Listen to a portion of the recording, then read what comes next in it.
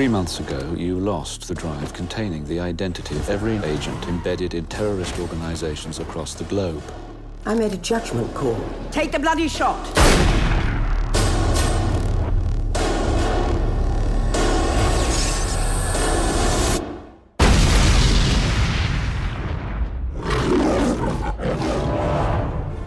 .007 reporting for duty. Where the hell have you been?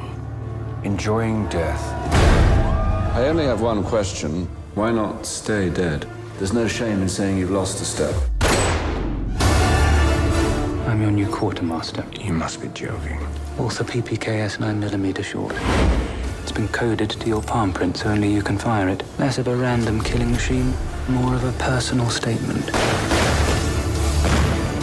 I want to meet your employer. Be careful what you wish for. Mr. Bond. James Bond. How much do you know about fear? All there is. Not like this. Not like him. Just look at you, chasing spies. England, MI6. She sent you after me knowing you're not ready, knowing you would likely die. Mommy was very bad. The two survivors. This is what she made us. Everybody needs a hobby. So what's yours? Resurrection.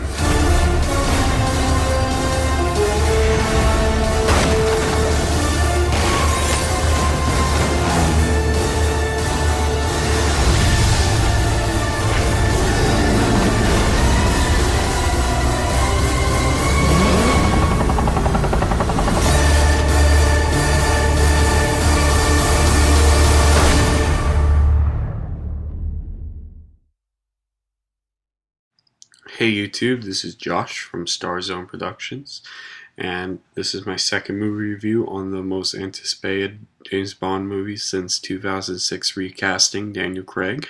And this movie is supposed to answer the question on whether or not Daniel Craig is still living in the shadows of the great Sean Connery, who was the original James Bond, who premiered in 1962's Dr. No.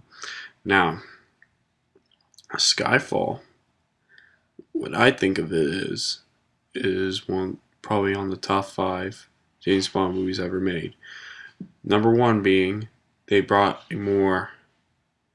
back Casino Royale and Quantum Solace have been lacking the James Bond feel.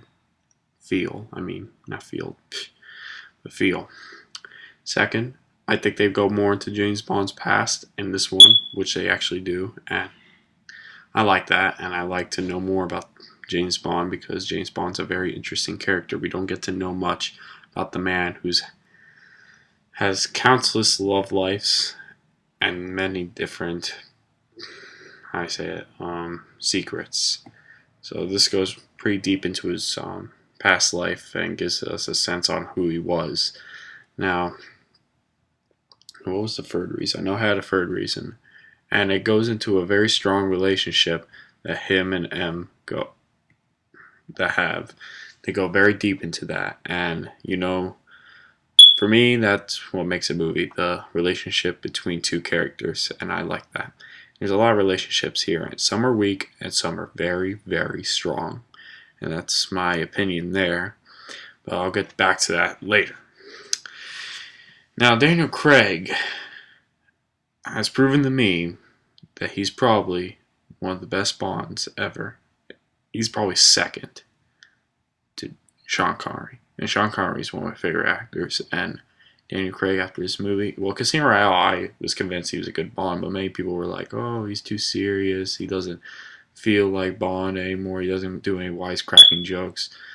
Well, he does some jokes in this movie, and he's funny. I like him. And I just like how they go in the past with him and make him much more of a character than a hard brute that he's been in the last 2 movies.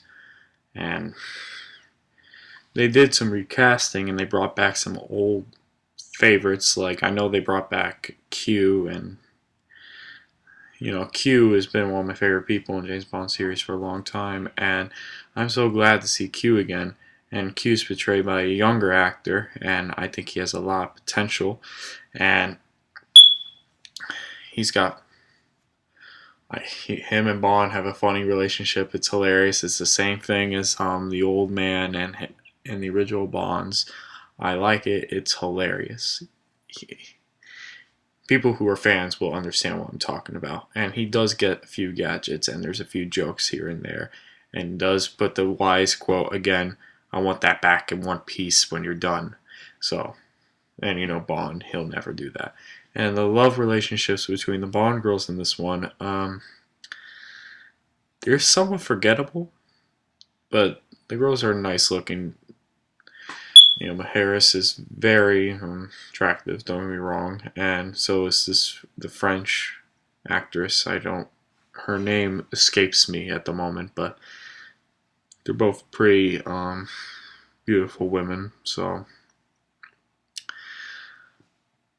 But strength doesn't lie with them. It really doesn't. And honestly, we don't even get to see the Bond girls that much in this movie. The one that we get to see the most is named Harris, and it's nothing really special with her like that. The one that we get to see the most out of all is M. And this is where I'm going back to the relationship. This is one of the strong points of the movie, the relationship between Bond and M. Because Bond and M struggle to keep on each other confident, and starts to doubt herself somewhat, I would think, from what the movie's trying to say. And she convinces the people to put Bond back into service after he fakes his death. And that's a very strong highlight of the movie. And, you know, Judi Dench, I think she deserves to have an Oscar for what she did, honestly. In honest opinion, I thought she deserves a nomination for Best Supporting Actress or something like that. She did a very fabulous job. I liked what she did with the character M. M has always been hilarious, putting Bond in his place since GoldenEye. I'm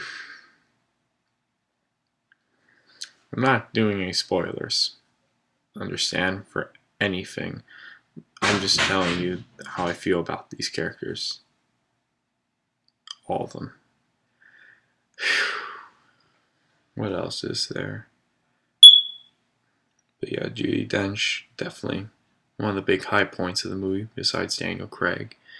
And one of the other biggest high points is one of my favorites, the villain of the movie, played by Javier Bardem or something.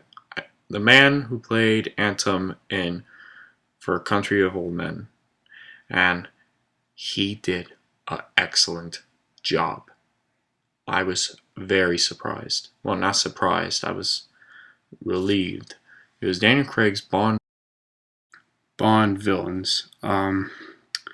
He does an excellent job performing a psychotic schemer, I would say. Javier does something much more interesting. Oh, by the way, his villain's character, his name is Silva, Mr. Silva, and it's a former MI6 agent, and he's out for revenge against M. And that is a very simple villain, in my opinion. But what he does is add so much character and so much emotion into it. I love it. There's some people I can compare him with, but not with any Bond villains. I could compare him with Norman Bates from Psycho or from the Joker from Dark Knight, because they're both psychotic and they're both bending on chaos. And Joker's on revenge for his past life, and Norman Bates has this mother complexion that which Silva kind of suffers from in the movie. And the relationship between him and Bond and M, that's the thing. That's the thing that makes the whole movie. It really does. The climax was brilliantly done. I did not understand the meaning of Skyfall until the ending of the movie, and I understood entirely. I was like, whoa, that's a big surprise.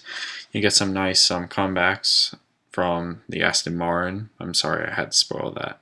But anyways, Javier, man, I give you credit. You did an excellent job, even though you had that one weird... In my fear, everyone started laughing when he first came on the screen, but people started getting really tense. He's a very tense villain. I rank him on near the top 10 or top 5, I would say, for Bond villains. He's very good. And that's pretty much what I have to say about this movie.